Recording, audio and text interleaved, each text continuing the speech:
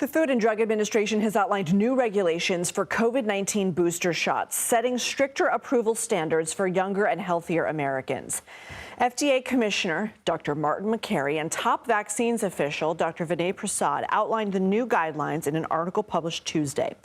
They write that for new COVID boosters for healthy people between the ages of 6 months and 64 years old, more testing is required before updated vaccines can be approved. Prasad spoke about the changes at an FDA town hall Tuesday.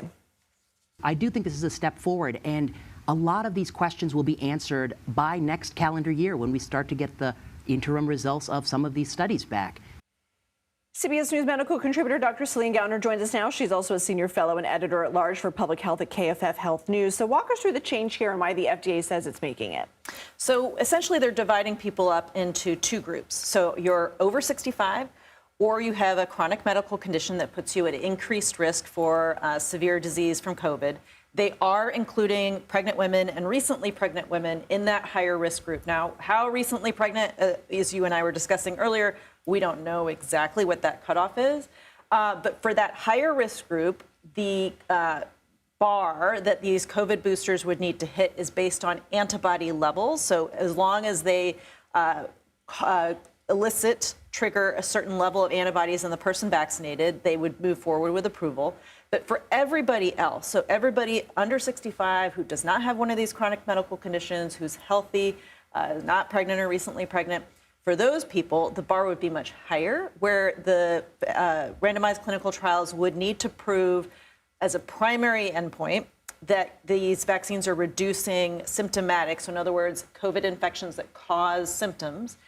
In addition, they would be looking at other outcomes, which are even more important, frankly, which is, are you hospitalized from COVID and do you die from COVID?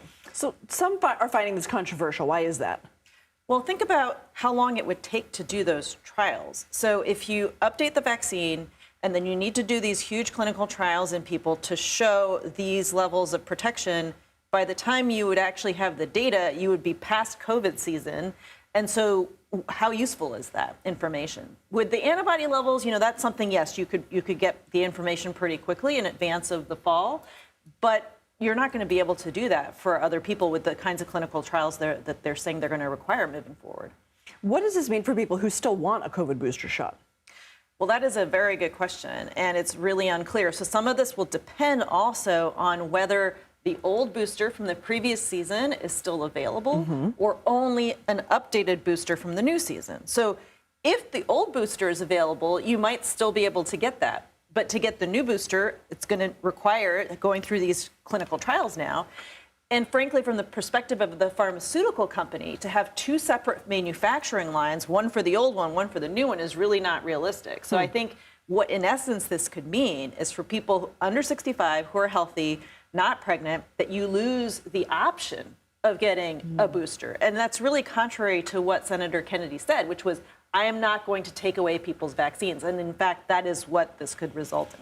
Before we let you go, we've been reporting on the former president's health, and a Biden spokesperson says that the former president's last prostate-specific antigen test for prostate cancer was 2014, that he has never been diagnosed with prostate cancer prior to Friday. Some people might hear 2014 and they might think that's a really long time to not be tested.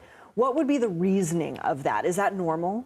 Well, the recommendations are to routinely test men until they are 70.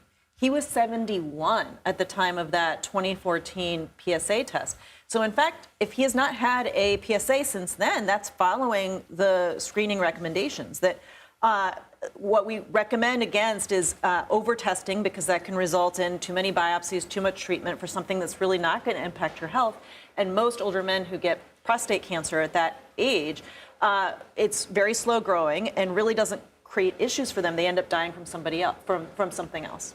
Okay, Dr. Céline Gounder, thank you.